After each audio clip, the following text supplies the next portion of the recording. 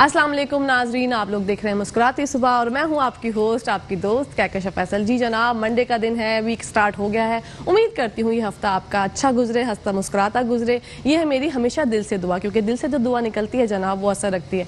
नाजरीन, आजकल जो है बहुत ज़्यादा मसाइल का शिकार है हम सब। हर कोई बीमार है, समझ नहीं आ रहा फ्लू है या अल्लाह ना करे कोविड है, और ख़ास करके बच्चों के बारे में जो माँ बाप बहुत ज़्यादा परेशान हो जाते हैं कि हम कैसे मालूम करें कि बच्चे को अल्लाह ना करे हमारे कोविड तो नहीं हो गया।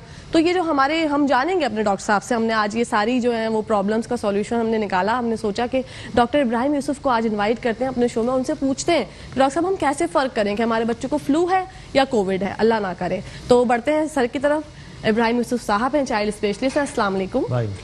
कैसे हैं डॉक्टर साहब? अल्लाह का शुक्र। हमेशा की तरह very pretty. Thank you so much. आप भी माशाल्लाह हमेशा की तरह वेरी वेरी वेल ड्रेस माशाल्लाह। बहुत अच्छा लगता है मुझे डॉक्टर साहब जब कोई ऐसे मतलब अपनी पर्सनैलिटी को जो बंदा दिखाता है ना आके, तो बड़ा अच्छा लगता है। तो आपने मेरी तारीफ की, मैंने आपकी तारीफ की, ये तो हिसाब बराबर हो गया। फिर मैं आपकी और फिर तारीफ कर देता हूं। नहीं, बस हम बढ़ते हैं अपने शो की तरफ। डॉक्टर साहब, आजकल बच्चों के साथ बड़े ही मसाइल हैं, ठीक है। फ्लू भी हो रहा है उनको, पेट से भी जो स्टमक की प्रॉब्लम भी बहुत ज्यादा है, लेकिन हम डिस्कस करना चाहेंगे फ्लू के हवाले से। पहली तो बात यह कि बच्चे की जो है वो पहले हमारे नाज़रीन को ये बता दें आपके फ्लू और कोविड में क्या फर्क है, कोविड क्या है और फ्लू क्या है। अच्छा, फ्लू में जो मेन होता है वो नज़ला बहुत ज्यादा होता है, खांसी, नज़ला, म्यूकस वाली कफ होती है। कोविड जो 1 ईयर बैक, 1.5 साल पहले जो आया 2020 में, और उसके बाद जो कंटिन्यू रहा, उसमें एक कफ होती थी, वो ड्राई कफ होती थी और डायरेक्टली हिट करता था लंग्स को। अभी जो ओमिक्रॉन की जो सिचुएशन आई है उसमें एक मिक्स पिक्चर है, क्योंकि एक तो बच्चे लास्ट ईयर स्कूल नहीं गए थे। लास्ट फ्यू इयर्स बैक जब बच्चे स्कूल जाते थे तो इस सीज़न में बहुत ज़्यादा फ्लू वैसे ही रहता था, क्योंकि एक दूसरे से कॉन्टैक्ट ऑफ इन्फेक्शन बहुत ज़्यादा होता है। अब जब कोविड की सिचुएशन साथ है और फ्लू भी स्कूल जाने की वजह से साथ है, तो हम इसको एक पूरी दुनिया में एक नाम दिया गया ओमिक्रॉन के साथ साथ flu corona. Mix picture of Covid and flu. Covid में जो कफ थी वो बहुत ड्राई होती थी, लेकिन जो फ्लू वाली जो कफ होती है जिसको हम कहते हैं ब्रोंकोलाइटिस, उसमें जो कफ होती है वो बड़ी वेट होती है, म्यूकस वाली होती है। अच्छा, दूसरा कोविड जो है वो हमेशा ज़्यादातर लोअर रेस्पिरेटरी ट्रैक को इन्फेक्ट करता है, और जो फ्लू है वो अपर रेस्पिरेटरी ट्रैक को इन्फेक्ट करता है। जैसे आपका नाक बंद हो जाएगा, साइनसेस ग्रो रहेंगे, नज़ला हल्क में गिरता रहेगा, ये एक पिक्चर बनती है। उसी के साथ अगर आप सांस बच्चे का बढ़ जाए या यही फ्लू आपके सीने में उतर जाए, मतलब निमोनिया हो जाए, फिर उसकी डिफरेंशिएटेड हम करते हैं इसके फीवर पे, उसकी सांस चलने की रफ्तार से, और फिर साथ में हम करते हैं एक्सरेज करा के देखते हैं कि उसमें पैची निमोनिया जो है वो किस तरह के हैं। निमोनिया जो नॉर्मल निमोनिया होता है, वायरल निमोनिया, बैक्टीरियल निमोनिया, और चेस्ट में भी, जो लंग्स में भी अपर जोन में ज़्यादा अटैक करता है। जो कोविड वाला निमोनिया है वो लोअर जोन पे ज़्यादा करता है, नीचे वाले एरिया में। उसकी जो म्यूकस होती है बहुत हार्ड होता है, सख्त म्यूकस होता है, पिघलता नहीं है। अच्छा। और जो आम निमोनिया होता है उसका जो म्यूकस है वो काफ़ी हद तक पिघला हुआ होता है। वो स्टीम से भी काफ़ी हद तक रिजॉल्व हो जाता है, फिर निबुलाइज से, स्टीम से, कुछ दवाइयों से। बहुत ज़्यादा बच्चों में दवाइयाँ नहीं दे सकते, दवाइयाँ होती भी नहीं है। दूसरा, हम करवाते हैं लेबॉर्ट्री के टेस्ट, कुछ कंप्लीट ब्लड पिक्चर्स या सी रिएक्टिव प्रोटीन्स, जिसको हम CRP कहते हैं और CBC कहते हैं। उसमें हम देखते हैं कि इसमें इन्फेक्शन कितना है। अगर उसमें इन्फेक्शन ज़्यादा आ रहा है तो हमें फिर उसको एंटीबायोटिक की तरफ भी लेके जाना पड़ता है। तो हमें फील होता है कि यार ये शायद बैक्टीरियल निमोनिया की तरफ, या बैक्टीरियल साइनसाइटिस की तरफ, या बैक्टीरियल टॉन्सिलाइटिस की तरफ, या बैक्टीरियल फेरेंजाइटिस की तरफ चला ना जा रहा हो या चला गया है। तो ये थोड़ा सा मिक्स पिक्चर इसकी रहती है। ठीक है।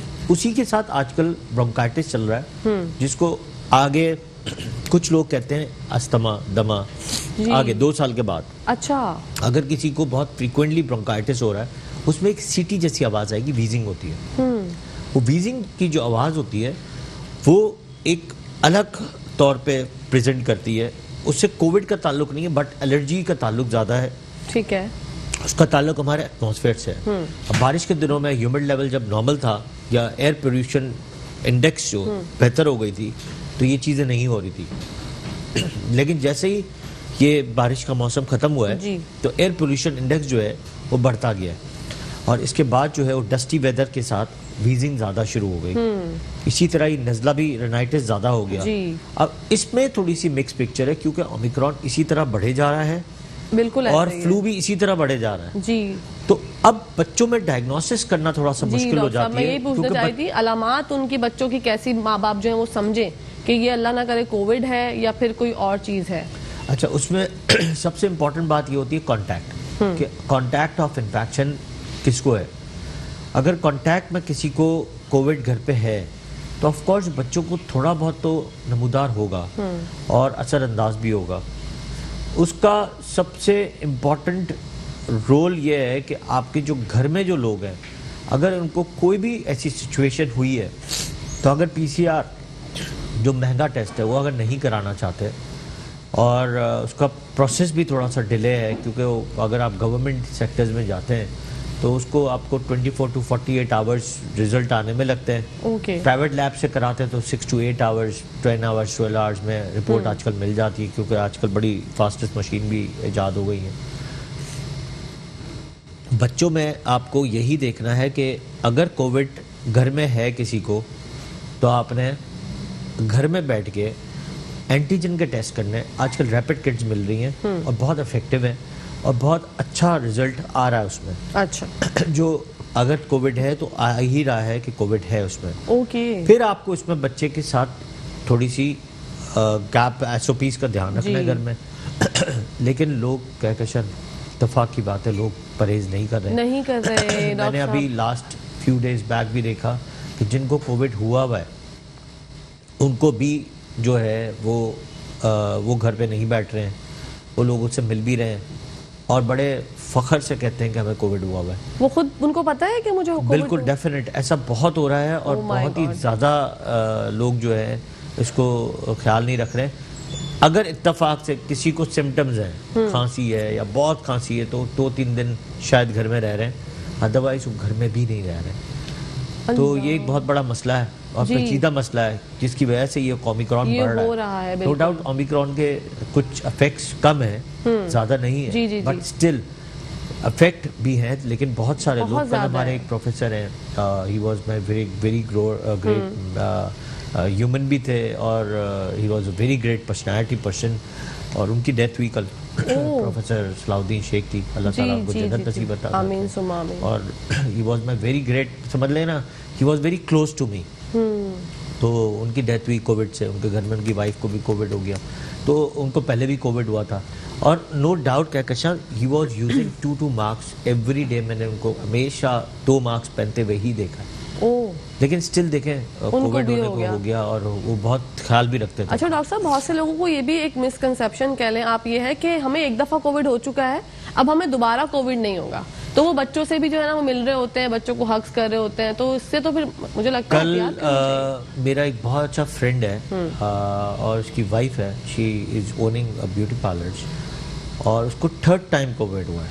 तो ये तो कि कोई बोल ही नहीं सकता, क्योंकि उसका मैं गवाह हूँ कि उसको 3rd टाइम कोविड हुआ है। ही कॉल्ड मी, आप उसकी रिजल्ट दिखाया, पॉजिटिव था, और पहली दफ़ा भी एक दफ़ा बहुत ख़राब हालत में थी, फिर उसके फादर को हुआ था, फिर दूसरी दफ़ा फिर दोबारा हुआ उसको, तीसरी दफ़ा फिर हुआ है, मतलब 3 दफ़ा भी हो रहा है। और इस कोविड में फ्लू के साथ जब खांसी होती है ना, वो खांसी नॉन स्टॉप होती है, वो बहुत तकलीफदेह होती है। बहुत अच्छा जी। इसी के साथ एक कॉलर है हमारे साथ। अस्सलाम वालेकुम। वालेकुम अस्सलाम, कैसी हैं आप? मैं बिल्कुल ठीक हूँ याया मेरे प्यारे भाई, कैसे हैं आप? अल्हम्दुलिल्लाह, डॉक्टर साहब की सलाम हो। असल में बात है कि हर घर के अंदर कोई ना कोई नजले बुखार में पड़ा हुआ है, बिल्कुल, और वायरल इन्फेक्शन शदीद फैला हुआ है, तो जाहिर है लोग मतलब कॉफ के भी आलम में आ जाते हैं।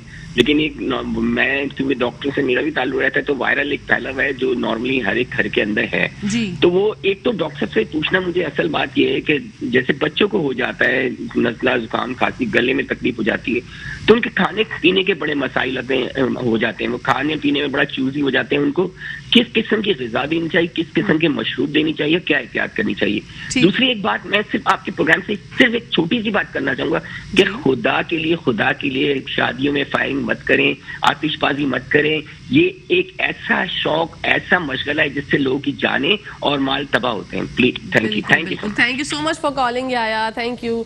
और प्लस साथ में आतिशगर्दी करने से नुकसानात ये होते हैं कि रात को कोई अगर घर में बीमार है और 12 बजे के बाद वो शायद सो जाते हैं, कुछ लोग 10 बजे सो जाते हैं और कुछ लोग साइकाट्रिक पेशेंट होते हैं, दवाइयाँ ले रहे होते हैं, तो वो डिस्टर्ब हो जाते हैं उस आतिशगर्दी से और उस पर बहुत ज़्यादा आवाज़ हो रही होती है। तो प्लीज़ आवाम को ये समझना चाहिए कि साल में एक दफ़ा दुनिया में होता है, दुनिया में कहीं अलाउड नहीं है। ये सिर्फ एक पाकिस्तान वाहिद मुल्क है जहाँ पे शायद ये, और पाकिस्तान में भी कुछ शहर ऐसे हैं जिसमें ये अलाउड है, अदरवाइज ये कहीं अलाउड नहीं है। सर अलाउड तो कहीं पे भी नहीं है, ऐसा नहीं है कि अलाउड है, कहीं भी अलाउड नहीं है। सिर्फ साल में एक दफा अपने आज़ादी के मौके पे वो या कोई बहुत बड़े ओकेजन पे एक खास जगह पे वो किया जाता है जहाँ पे अवाम और नास नहीं रहती है।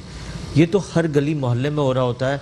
और सबसे खतरनाक जो खराब चीज़ है, जो इंटेंशनली हमें अच्छा नहीं लगता, वो ये है कि कुछ लोग सो रहे होते हैं, कुछ लोग घर में बीमार होते हैं, आप बैंड बजा के जो है अपने घर में रुखसती करवा रहे होते हैं, घर में आते हैं, आप इर्द गिर्द के लोगों को देखें, कोई कोविड में पड़ा हुआ है, कोई सीरियस है, कोई ऑक्सीजन पे है, कोई घर में बुजुर्ग है, कोई सो रहे हैं, तो लोगों को ये एहसास होना चाहिए, बिल्कुल होना चाहिए। डॉक्टर साहब मैं ये पूछना चाह रही थी आपसे, बच्चों में आपने बताया कि एक तो ये मतलब नोटिस करें कि कोई बंदा उनसे बच्चा घर वाला ही ना मिला हो जिसको ऐसे कोई सिम्टम्स हो, इसके अलावा बच्चे की जो कैफियत हो वो कैसे माँ बाप को पता चले कि कैफियत अजीब हो रही है, क्या मतलब सिम्टम्स होंगे तो उनको लगे चले कांटेक्ट भी कभी किसी ने नहीं किया, ऐसा होता है ना, कोई छींका भी तो उससे भी बच्चे को हो सकता है कोविड, तो उनके बच्चे की अलामात कैसी हो। अच्छा मैं आपको एक चीज बता दूं, ये चीखने वाली बात पे, एक मेहमान आपके घर पे आया और उसको फ्लू था और आपके बच्चे स्कूल गए हुए हैं,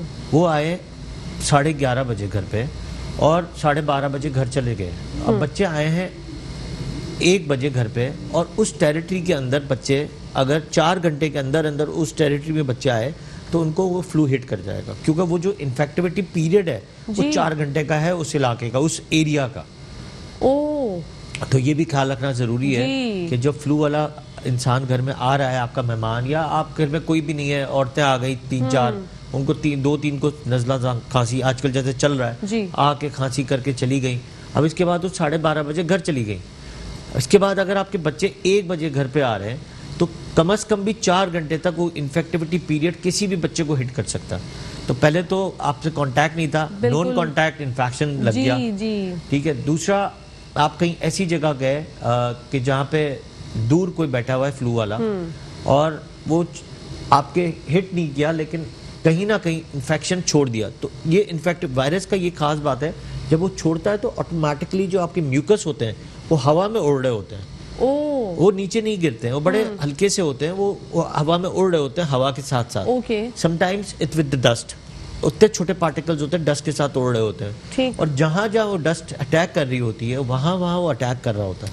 आपने देखो कि सडनली आप बिल्कुल ठीक है, सडनली जो है आपको चीखें शुरू हो जाती है, फ्लू शुरू हो जाता है, आप इस इलाके आप कहते हैं यार मैं तो बिल्कुल ठीक था या ठीक थी और सडनली जो है मुझे ऐसा फ्लू या अचानक कैसे शुरू हो गया और फिर कुछ घंटों तक ये रहता है और फिर आप ठीक हो जाते हैं। ठीक कैसे हो गए कि हो सकता है आपकी इम्यून सिस्टम इतना अच्छा था कि आप ठीक हो गए, और कई दफ़ा आप ठीक नहीं होते और 4-5 दिन के लिए आप बीमार हो जाते हैं उसी पीरियड में, आपसे कांटेक्ट किसी का भी नहीं हुआ लेकिन नॉन कांटेक्ट इन्फेक्शन है। बिल्कुल ऐसे ही इन्फेक्शन है, अल्लाह पाक हम सबको महफूज रखे। ये ऐसी वबा है, इसमें जो है वबा ऐसी है ये, इसमें जो है आप सिर्फ और सिर्फ एहतियात कर सकते हैं, इसके अलावा कुछ नहीं। इसी के साथ साथ जनाब ब्रेक का टाइम हो गया है, ब्रेक से वापस जब आऊंगी तो आपको मिलवाऊंगी आपकी फेवरेट और हमारी फेवरेट शेफ नौरीन से और पूछेंगे कि वो क्या बना रही है। तो देखते रहिए मुस्कुराती सुबह। जी नाज़रीन, welcome back to the show. आप लोग देख रहे हैं आपका फेवरेट शो जिसका नाम है मुस्कुराती सुबह और मैं हूँ किचन में, और किचन में आज क्या बन रहा है पूछते हैं शेफ नौरीन से। अस्सलाम वालेकुम, कैसी हैं? मैं ठीक ठाक जी। आज हमारे साथ इब्राहिम यूसुफ साहब भी। डॉक्टर साहब को हमने सोचा कि हम वहाँ पे क्यों बोर होने दें, हमारे साथ किचन में रहे ना। जबरदस्त। अच्छा लग रहा है डॉक्टर साहब दो आपको? दो खूबसूरत औरतों और लड़कियों के साथ। जी लड़कियां, ये अच्छा लड़कियों था, के साथ। बिल्कुल ये अच्छा था। अच्छा डॉक्टर साहब, कॉल आई थी हमारे आया भाई की, तो वो जी। मिस हमारा बातों में हम लोग भूल गए जवाब देना।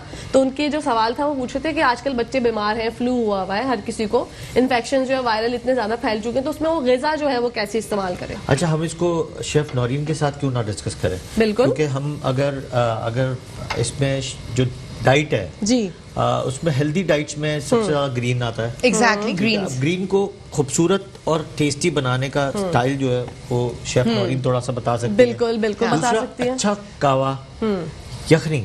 यखनी को अब बच्चे कई दफा कंप्लेन ये करते हैं कि हमारा बच्चा यखनी पीता नहीं जी। है, या हमारा बच्चा जो है सब्जियां सही खाता नहीं है, तो उसमें एनर्जी लेवल ज्यादा, इम्यूनिटी भी बूस्ट करती है। एग्जैक्टली सेकेंडली एक चीज बड़ी इंपॉर्टेंट है, इम्यूनिटी बूस्टअप करने के लिए दही का इस्तेमाल सबसे ज्यादा करना चाहिए। क्योंकि हमारे मुल्क में सबसे ज्यादा प्रॉब्लम ये है कि मिसपरसेप्शन है कि दही से नजला हो जाएगा, खांसी हो जी। जाएगी। मैं कहता हूँ 8 घंटे से पहले वाली जो दही होती है वो बिल्कुल ताजा होती है। ओके। लेकिन अगर दही को हम थोड़ी सी टेस्टफुल करनी हो तो क्या कर सकते हैं? फ्रूट्स ऐड कर दें, फ्रूट्स का प्यूरे ऐड कर दें। हाँ। Very तो उससे good. जैसे हम वो खाते हैं फ्रूटी योगर्ट्स, जी। तो बच्चे फिर आराम से खा लेते हैं। Okay. फ्रूटी योगर्ट से फिर उनको तो फ्रूट्स, वैसे ही फ्रूट लवर्स हाँ। होते हैं बच्चे, पाइनएप्पल को चॉप करके या बिल्कुल उसका प्यूरे बना के डाल दें, ऑरेंज के चंक्स को प्यूरे बना के डाल दें, बिल्कुल। पीच को डाल दें, मैंगो का प्यूरे डाल दें, तो इट विल बच्चे पागल हो जाएंगे खा के। बिल्कुल पागल हो अच्छा, जाएंगे। दूसरा इम्पोर्टेंट ये होता है कि दही जो है जो इसके अंदर प्रोबायोटिक्स, प्रीबायोटिक्स, लाइफ कल्चर्स होते हैं, और लोग ये समझते हैं कि उससे नुकसान होगा। नुकसान तो होना नहीं है, फायदा ही होगा। फायदा ही होगा, एग्जैक्टली। योगर्ट की आदत हमेशा बचपन से डालनी चाहिए, जब बच्चा छोटा होता है। ओके। जब छोटा बच्चा हो, पहले ही आपने अगर जो टेस्ट डेवलप करवाया ना, तो इससे अब टेस्ट कब डेवलप नहीं होता, जब खिलाते नहीं अचानक आपने दही मुंह में डाल दिया। बिल्कुल। दूसरा, मैं हमेशा कहता हूँ जो पैक्ड दही होती है, जो पैक्ड फूड होते हैं, उसमें नहीं देनी चाहिए। ओके। जो प्योर दही होती है या तो घर में बना लें। ठीक है। अच्छा, कुछ लोग बड़े अच्छा दही बनाते हैं शुगर डाल के, और बहुत कर्ड को यानी अलग अलग उससे बना तरीके लेते से, हैं। exactly. तो ये बहुत इंपॉर्टेंट होता है, फ्रूट ऐड कर दें। ठीक है। कुछ टेस्ट डेवलप करने के लिए कुछ और चीजें जो अच्छा, बच्चा आप ये खाता कहना हो चाह कर रहे दें। हैं कि अगर आपके घर में बच्चे को फ्लू भी है तो आप दही खिला सकते हैं? बिल्कुल, तो दही खिला सकते हैं। ओके। क्योंकि इसके अंदर क्या क्या मैंने बताया, प्रीबायोटिक्स है, जी। प्रोबायोटिक्स है, और ओके। लाइफ कल्चर्स है। ओके। वो आपकी बॉडी के इम्यूनिटी को बूस्ट भी करते हैं, और वायरसेस और बैक्टीरिया जो छोटे छोटे होते हैं उनको मारते भी हैं, उनके ऊपर हावी हो जाते हैं। ओह। अच्छे वाले वायरस और बैक्टीरिया उसके अंदर मौजूद होते हैं। अच्छा, तो ये बहुत इंपॉर्टेंट है। लोग ये क्यों फिर समझते हैं डॉक्टर साहब कि दही तो खाना ही नहीं है, घर में तो बच्चे को देना ही मिसकंसेप्शन नहीं है। है? अगर आप Exactly. दुनिया में देखें तो जी। योगर्ट का इस्तेमाल सबसे ज्यादा होता है। सेकेंडली, अगर आप पंजाब की साइड पे जाए तो फ्लू हो, नजला हो, खांसी हो, सर्दी हो, गर्मी हो, जी। सबसे ज्यादा दही और सबसे ज्यादा जलेबी खा रहे होते हैं। ओह, ओके। और वो भी मीठी वाली नहीं, सादी वाली जलेबी खा रहे सादी। होते, गरम गरम निकाल के। उसमें भी देखें कुछ चीजें बड़ी इंपॉर्टेंट होती हैं कि वो आपकी इम्यूनिटी को बूस्ट कर रही होती है। बूस्ट करती हैं, ठीक अच्छा, है। कुछ immunity बच्चों को को boost नजला करना होता है, जरूरी। नजला होता है, कहते हैं ऑरेंज नहीं दो, लेकिन ऑरेंज सिट्रिक है, वो देना Of course, चाहिए। विटामिन सी होता है। विटामिन सी होता अब है। आप देखें कि अल्लाह ताला ने अनार, ऑरेंजेस ये सर्दियों में क्यों बनाया? अगर आप कॉन्सेप्ट देखें, सारा साल केला आता रहता है। क्यों आता है सारा साल? बिल्कुल। क्योंकि अल्लाह ताला ने कहा है कि केला जो है सबसे इम्पोर्टेंट डाइट है, बहुत। हाई प्रोटीन डाइट, जी। हाई एनर्जेटिक डाइट में शुमार करती बिल्कुल, है। no doubt तो about उस it. पे भी लोग कहते हैं कि केले, अगर हाँ एलर्जी किसी चीज से है, अगर उसके मिल्क प्रोटीन एलर्जीज है, तो हो सकता है उसको दही ना चलती हो।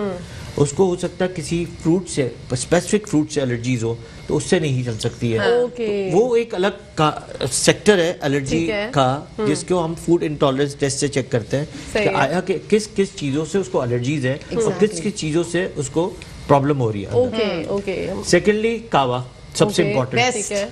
सबसे बेस्ट ये होता है अदरक का पानी आप बॉईल करें, उसके अंदर थोड़ी सी अजवाइन और ट्यूमरिक मतलब हल्दी मिलाएं, शहद से स्टार करें, दिन में 2-3 दफा पिलाएं, ओके। वेरी एनर्जेटिक हो जाता है। Exactly. शहद आ गया, साथ में जितने भी आपके जो मसाले होते हैं वो आपकी बॉडी के इम्यूनिटी सिस्टम को इनहेंस इनहेंस करते हैं। करते हैं, गरम मसाले है, राइट? गरम मसाले, सिनेमन है। सिनेमन है, जी, सिनेमन है, लौंग, ठीक है। इलायची। दूसरा आपको यखनी, यखनी अच्छी यखनी, लोग पर इस पे बड़ा कतराते हैं कि हमारा बच्चा यखनी पीता ही नहीं। जी।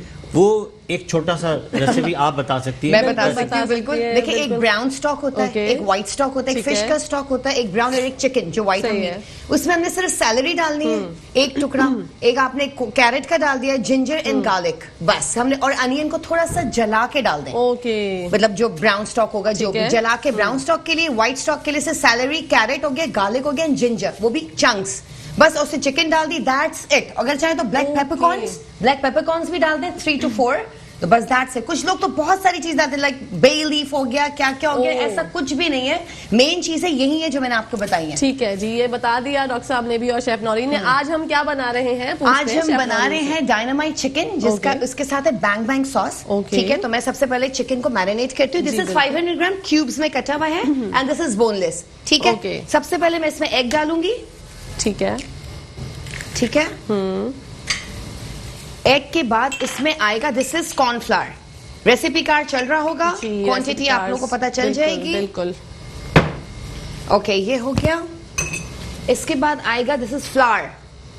ठीक है, फ्लावर जाएगा इसके अंदर ओके थोड़ा बाइंडिंग के लिए।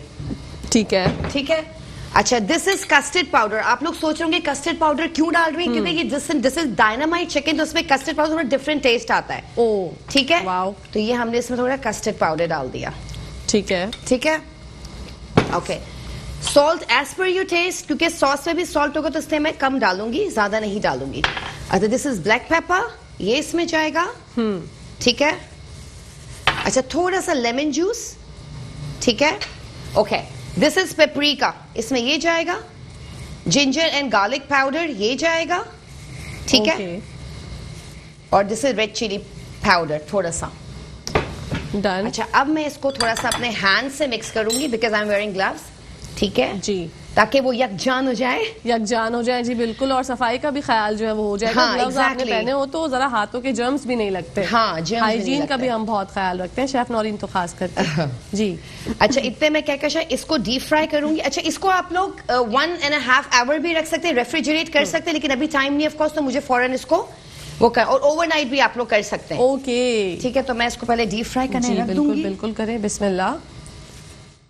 वाओ, ये बहुत क्रिस्पी चंक्स बनेंगे। इतने ये फ्राई होगा क्या क्या, तो मैं इसका बैंग बैंग सॉस बना लूंगी। बैंग बैंग सॉस, हाँ। Very nice. नाम तो बड़ा अच्छा है डॉक्टर साहब, बैंग बैंग।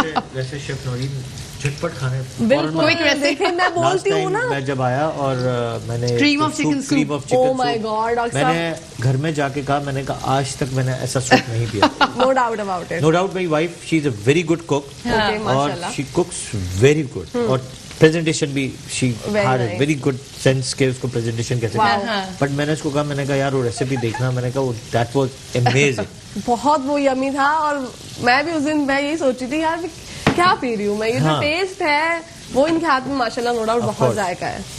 अच्छा, इतने ये अच्छा, फ्राई हो जायका रहा है। बहुत कम लोगों में होता है। बिल्कुल सही बात है। अच्छा, मैं हमेशा ये जो डाइट पे एक बात होती है ना हमेशा जी। कि बच्चे खाने पे क्यों नहीं आते हैं, जी डॉक्टर साहब, या खाने पे शौहर घर जी। से बाहर क्यों खाना खा लेते हैं, जी, जी, जी। छुप छुपा के फिर घर पे आके थोड़ा बहुत खाना हाँ। खाते हैं।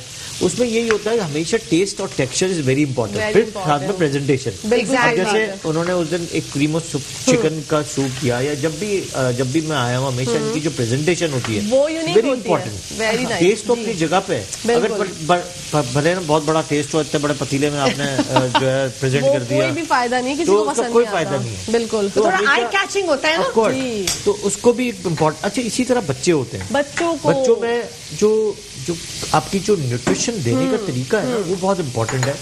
एज ए न्यूट्रिशनिस्ट मैं हमेशा सबको बोलता हूँ इसमें टेस्ट और टेक्सचर का बड़ा ध्यान रखना टेक्सचर चाहिए। डॉक्टर साहब, ये बच्चों को जो खाने का होता है, किस उम्र में किस लिहाज से क्या हमें खाने को बच्चे को देना चाहिए? हर चीज जो सेट माइंड होना चाहिए ना, ठीक वो है। माँ हमेशा कामयाब है। वो Exactly। हमेशा 6 महीने के बाद थोड़ा थोड़ा हर चीज टेस्ट कराती है। Okay। कौन सा?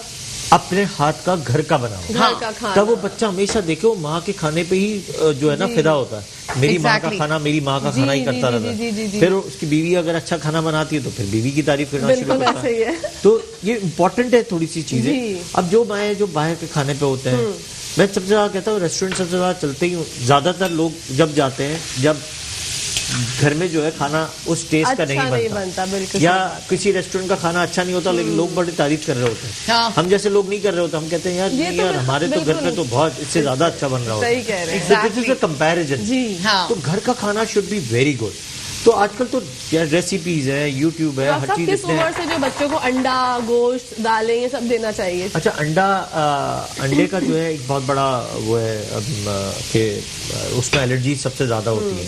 तो हम कहते हैं अंडा 1.5 साल 2 साल बाद स्टार्ट करना चाहिए, अंडे पे ट्राई नहीं मारनी चाहिए। तो अंडा अचानक कभी कभी बहुत ज्यादा जो है इंफेक्शन कराता है, एलर्जीज कराता है, सॉरी, और साथ में जो है कभी कभी डायरिया करा देता है, कॉन्स्टिपेशन करा देता है, पेट में दर्द कराता है। तो अनडायग्नोसली कभी कभी ऐसा होता है कि बच्चा जो है उसमें उस अच्छा, बीमारियों का शिकार जी, रहता है जी, कंटिन्यूस, फिर हमें पता नहीं चलता क्या है। ओके। सेकेंडली आप घर की कोई भी बनी हुई चीजें जो होती हैं तो आहिस्ता आहिस्ता करके एक्सेप्ट स्पाइस, आप सारी चीजें ट्राई करें, ठीक है। क्योंकि आपके टेस्ट बड्स बनाने के लिए आपको उसी एज की जरूरत है। फिर माइलस्टोन डेवलप हो रहा होता है, च्यूइंग हैबिट। अब कई दफा माए जो है वो हर चीज प्रोसेस कर करके या बाहर से जो बड़े स्टोर से वो जो लिक्विड फॉर्मूलाज होते हैं न्यूट्रिशन के वो उठा रही होती हैं, या ये जो सीरियलैक्स जो होते हैं वो दे रहे होते हैं। अच्छा, उसको हम इतना खुद प्रमोट नहीं करते हैं क्योंकि वो हम कहते हैं कि उसको बैन हो जाना चाहिए। ओके। जैसे नूडल्स हम कहते हैं बैन होने चाहिए, इस तरह ये सीरियल्स और इस तरह जो सीरियल्स हैं ये बैन होने चाहिए, वो नहीं होने चाहिए आपकी डाइट के हिस्से में। और हम कभी बोलते भी नहीं कि वो डाइट दें। आपको स्टार्ट करना है घर की डाइट से। ओके। अगर राइस बनाना है तो आपको मैश करना है 85%, ठीक है। सब्जियां देनी है तो 85% मैश। Exactly. उन्होंने बताया जूसेस, अब हर किस्म के जूसेस आप घर पे बना के थोड़ा थोड़ा उसको टेस्ट करवाएं। बिल्कुल। तो मेरा बेटा तो सब टेस्ट बड्स डेवलप्ड होंगे। हाँ। अगर कोई माँ आके कहती है हमारा बच्चा तो ये कभी जिंदगी में खाया ही नहीं है, तो खाया मतलब आपने नहीं खिलाया। आपने नहीं खिलाया। और इसके साथ साथ पूछना चाहूंगी शेफ नौरीन से, हमारी रेसिपी कहाँ तक हमारी पहुंची? रेसिपी ये हम फ्राई कर रहे हैं, ठीक है। मैंने बैंग बैंग सॉस बना लिया, इसमें मैंने क्रीम डाली है, मेयोनेज डाला है, पेपरिका पाउडर डाला है और एलोपिनोज है वो मैंने चॉप करके डाले, ठीक है। चॉप गार्लिक डाला है, क्रीम डाली है and salt and paper a bit, ठीक है। ये मैंने इसको मिक्स कर दिया, ठीक है। बस ये फ्राई हो जाएगी, फिर मैं इसके ऊपर पोर कर दूंगी। Wow, very nice. झटपट क्विक रेसिपी, और ये बच्चे बहुत शौक से खाएंगे एंड बड़े भी ऑफ कोर्स। बिल्कुल, बड़े भी खाएंगे शौक से, बिल्कुल हम सब टेस्ट करना चाहिए। अच्छा, ये हम फिश में भी बना सकते हैं, like dynamite fish, dynamite prawns, ये तीनों चीजों में बन सकती है। ओके, ठीक है। Same batter, same sauce. और आजकल ऑयल में भी बड़ा वो हो गया कि अगर आप ऑयल सोया बीन्स यूज करें तो उसमें हाई प्रोटीन्स होती हैं। Exactly. बच्चे के लिए बड़ी न्यूट्रिशन होती है। सोयाबीन और सब भी जो सब्जियों का होता है, कैनोला ऑयल होता है, कैनोला वो से ज्यादा सोयाबीन आजकल सोयाबीन। बहुत ज्यादा चल रहा है, इसकी बहुत बड़ी रिसर्च है। Okay. WHO कहता है कि हाई प्रोटीन्स लेने के लिए फैट नहीं, हम फैट को छोड़ के हाई प्रोटीन लेने के लिए सोयाबीन के जो ऑयल्स होते हैं वो Okay. सबसे ज्यादा अच्छा होता है। अच्छा। उसको प्रमोट भी करना चाहिए और उसको ही देना चाहिए, और उसके और साथ- हर चीज में आपको सोयाबीन ऐड भी करना चाहिए। ऐड भी और करना देसी चाहिए। घी जो है डॉक्टर साहब, उसकी क्या खासियत होती है बच्चों की रूटीन देखिए में? हमारे शहर में जो देसी जो भी चीजें होती हैं वो चलती नहीं है, उससे डायरिया या पेट में दर्द ज्यादा होता है, Okay. तो इसलिए हम इसको थोड़ा सा अवॉइड करते हैं क्योंकि ठीक है। उससे कभी कभी डायरिया जी, बहुत जी, सीवियर जी। हो जाता हाँ। है, तो उसको थोड़ा सा अवॉइड करना चाहिए क्योंकि वो बहुत जाके जीआई में सिस्टम को जो है ना एक्टिवेट कर देता है। ओह। नो डाउट, देखिए जो चीज अगर घर में घी बन रहा है, आपने दूध से घी बना लिया बिल्कुल। या दूध से आपने मक्खन बना लिया, तो इससे अच्छी कोई चीज नहीं हो सकती क्योंकि आपके सामने वो चीज बनी है, बिल्कुल। बट वो हाई फैट डाइट में आ जाता है। High fat, okay. उसमें आपके नुकसानात आगे जाके ज्यादा है, तो वो हाई कोलेस्ट्रॉल कराता है, किसी के आर्टरीज को ब्लॉक करता है। फिर घर में भी इसमें सेहत का दूसरे भी लोग हैं, Exactly. उसका ध्यान रखना चाहिए। ऑलिव ऑयल दूध यूज भी से- करें, जी। ग्रेप सीड ऑयल होता है, वो दूध भी से बहुत मुझे अच्छा याद होता आया, है। दूध ऑलिव जिन- ऑयल लेकिन नॉट सो एक्सपेंसिव कि हर हाँ, हर आदमी कोई जो है नहीं उसको use avoid कर नहीं सकता। हाँ। Expensive है। सोयाबीन जो है लोगों को नहीं पता, हाँ, हाँ। वो बहुत चीप भी है और बहुत फायदेमंद है। हाँ, ओके। ये- जी, उसमें हाई प्रोटीन, मैंने आपको बताया ना, जी। हाई प्रोटीन है। और WHO कहता है या हमारे जो न्यूट्रिशन का फॉर्मूला में है कि जितना आप न्यूट्रिशन को, प्रोटीन्स को प्रमोट करेंगे, कार्ब्स और फैट को नीचे लेके जाएंगे, जी। आपकी हेल्थ इतनी अच्छी रहेगी। ओके, एक कॉलर है हमारे साथ। अस्सलाम वालेकुम। वालेकुम सलाम। सुनिए बेटा, जी जी मैम, बताइए। बेटा सर पे तो आपने ओढ़ा हुआ है मगर बाल तो पीछे करें। किसको, किसने उड़ा हुआ है? अच्छा जी, इसी के साथ साथ हमारी लाइन भी ड्रॉप हो गई है। जी डॉक्टर साहब, मैं ये पूछना चाह रही थी, जिन बच्चों को जो है वो मतलब दूध से एलर्जी है, सही है, तो उनके लिए जो है वो माँ बाप जो है वो कौन सा दूध जो मतलब रिकमेंड करें? एक पैकेट डब्बे का दूध तो आपने बोला कि वो कतई गलत है, बकरी का दूध उसके मुनासबत बेस्ट है, बहुत अच्छा है, बेस्ट है। ठीक है। तो जो बच्चे मतलब जिनको ये प्रॉब्लम होती है, ये एलर्जी होती है, इसका स्पेसिफिक नेम है लैक्टोज इंटॉलरेंस। वो एलर्जी नहीं है, वो लैक्टोज इंटॉलरेंस है। ओके, जिसको लैक्टोज नहीं चल रहा, ठीक है, उसको फिर वही बकरी के दूध पे डालें। ठीक है। यहाँ पे कुछ दफा आप कुछ एक्सट्रैक्ट ऐसे होते हैं, हमारे मुल्क में तो नहीं है, लेकिन अगर आप बाहर जाएं तो प्योर दूध में भी आपको लैक्टोज निकाल के वो दूध दे रहे होते हैं। जिनको लैक्टोज का प्रॉब्लम होता है वो अगर डेयरी प्रोडक्ट पे जाते भी हैं तो उनके लिए सबसे अच्छा ये है कि दे कैन टेक टैबलेट या ड्रॉप्स आते हैं या सिरप आते हैं after taking product of dairy. वो आप वो चीज ले सकते हैं कि आपको लैक्टेज की कन्वर्ट, जैसे हम इंसुलिन ले रहे होते हैं ऐसे ही सारी जिंदगी लैक्टेज जो है टैबलेट लेनी पड़ती है। अदरवाइज लैक्टोज फ्री दूध आ रहा होता है या इसका ऑल्टरनेटिव योगर्ट है। अब देखें दूध जब है जी तो उसमें लैक्टोज है, जब दही बन जाती है तो उसमें लैक्टोज खत्म हो जाता है। Okay, that's very nice, very तो गुड। लैक्टोज इंटॉलरेंस जो है उसमें खत्म हो जाता है, ठीक है, उसमें एलर्जी भी फ्री हो जाती है। ओके। अच्छा, दूसरी आपने एक एलर्जी की बात की, एलर्जी है काउ मिल्क प्रोटीन एलर्जीज। ठीक, कई दफा हम जब खाना बना रहे होते हैं या दूध बच्चे को पिला रहे होते हैं, हमारे मुल्क में तो काउ मिल्क होती नहीं है जी, गाय का दूध नहीं मिलता, हमारे यहाँ भैंस का दूध मिलता है। ओके, भैंस का दूध ज्यादा खतरनाक तरीके से जो है वो अटैक करता है हमारी बॉडी के अंदर बच्चों को। तो हमेशा काउ मिल्क जो है वो प्रेफर करना चाहिए, होना चाहिए। उसमें भी अगर एलर्जीज है तो बकरी का दूध बेस्ट है, बेस्ट है, बेस्ट है जी, बकरी का दूध। और बढ़ते हैं शेफ नौरीन की तरफ, क्या हो रहा है? बस हमारी प्रेजेंटेशन हो गई है, मैंने दूध बच गया था, मैंने थोड़ा सा फ्राई कर दिया उनको। वेरी नाइस, ठीक है, वेरी गुड। अब देखें ये प्रेजेंटेशन देखें आप, ये देखें आप, अब वो उसकी जो बाउल है या वो जो स्टैंड है देखें अब आप, ये लीव्स के साथ लगा हुआ है, तो ये खाने का मजा ही जो है दोबारा कर देता है। जो बात है, ये हमारा डन हो गया है। वेरी गुड जी, वेरी गुड, अच्छा, वेरी ये थोड़ी सी फ्राई होती रहेंगी, ठीक मैंने है। कहा पहले ही मैं प्रेजेंटेशन कर दूं। Very good. देखिए डॉक्टर साहब, हम सफाई का भी शेफ नौरीन बहुत Of course, ख्याल रखते यही होता है। कुछ के किचन आपने देखे कि इतना कुछ इतने बनाया ज्यादा और गंदे पूरा होते जो हैं। है बिल्कुल मैश कर दिया पूरा। इसी के साथ साथ जनाब शेफ नौरीन, आपका और मेरा अलविदा का You're टाइम most आ गया है और इंशाल्लाह कल एक नई रेसिपी के साथ आपसे Exactly, कल मुलाकात मिलते हैं होगी। दोबारा। Thank you so much. You are most welcome. जी, तो अब हम अपने वहां चले जाए या अब हम ब्रेक ले लें? ओके जी, इसी के साथ साथ जनाब लेना चाहूंगी एक और ब्रेक। जब ब्रेक से वापस आऊंगी तो डिस्कस करेंगे डॉक्टर साहब से बच्चों के और मसाइल। तो देखते रहिएगा मुस्कुराती सुबह। जी नाज़रीन, welcome back to the show. आज हम बात कर रहे हैं बच्चों के हवाले से। हमारे साथ चाइल्ड स्पेशलिस्ट मौजूद हैं डॉक्टर इब्राहिम यूसुफ साहब। बढ़ते हैं उनकी तरफ। सर, हमने सब बातें जो है वो की, थोड़ी थोड़ी की है, तो बच्चों का टॉपिक ऐसा है कि माशाल्लाह 3-4 घंटे दरकार होते हैं डिटेल में बात करने के लिए। अब मुझे आप एक बात बता दें, बच्चों को माएँ खास तौर पर जानना चाह रही हैं कि सर्दियां हैं, एहतियात क्या करें? एहतियात पहले तो जिसको फ्लू है घर में वो मास्क पहने। ठीक है, ये सिर्फ कोविड में नहीं, फ्लू में भी, सर्दी नज़ला खांसी भी है तब भी। अगर माँ को भी है तो माँ को भी फ्लू की में बच्चे को दूर तो रख नहीं सकती क्योंकि माँ अपना दूध पिला रही होती है, तो मास्क पहने, हैंड वॉश का ज़्यादा इस्तेमाल करें। सेकेंडली कॉन्टैक्ट ऑफ पर्सन, जिस तरह हमने पिछला बात की कि contact of person, contact of area of infection, उसको थोड़ा सा क्लीन अप कर देना चाहिए। दूसरा, ह्यूमिडिफायर का इस्तेमाल सबसे ज़्यादा करना चाहिए। एयर प्योरीफायर, जब एयर पोल्यूशन इंडेक्स ख़राब हो तो एयर प्योरीफायर यूज़ करना चाहिए। स्टीमर, बहुत फ्रीक्वेंट हल्की सी भी नज़ला हो अपने स्टीमर यूज़ करते रहना। इससे एक तो नज़ला पिघल जाता है और वायरसेस किल हो रहे होते हैं स्टीम से। सेकेंडली, वाइटामिन्स अच्छे देने चाहिए, ग़िज़ा अच्छी देनी चाहिए, बाहर की ग़िज़ा से परहेज़ करना चाहिए। और सर्दी से बचाने के लिए मेन जो है आपकी नाखून से बचाना चाहिए। सर्दियों में कई दफ़ा हम सीना तो ढक देते हैं लेकिन नाखून, उंगलियां, कान, नाक वो बंद नहीं करते हैं। तो हमें ये चीज़ों का ध्यान रखना है क्योंकि यहाँ से सर्दी ज़्यादा अटैक करती है, स्पेशली नाखूनों में। अच्छा। तो उनको वो जब ठीक होगा तो आपकी जो बच्चे की शिवरिंग है वो बेहतर हो जाएगी। जितना बच्चा शिवर करता है इतना नज़ला ज़्यादा बन भी रहा होता है, पानी ज़्यादा बनता है, तो म्यूकस जो है ज़्यादा बनता है। इसी तरह यहाँ अटैक करता है तो यहाँ साइनसेस ग्रो करते हैं। तो आप अगर मास्क पहन लें या मोटा टॉवल पहन लें यहाँ पे और कान तक इसको क्लोज कर दें तो आपकी सर्दी का अटैक जो है बहुत कम हो जाएगा, बहुत कम हो जाता है। तो ये छोटी छोटी चीज़ें। दूसरा, मैंने कावे का हमने बताया, यखनी ज़्यादा पिलाएं, विटामिन का जोर ज़्यादा रखें। पर ये चीज़ें इंपॉर्टेंट हैं जो आपकी सर्दी की चीज़ें ख़राब नहीं करेंगी। और जैसे ही आपको लगे कि वो सिम्टम्स ख़राब हैं तो कई दफ़ा आप अपनी होम रेमेडीज़ कर रहे होते हैं, वो ना करें।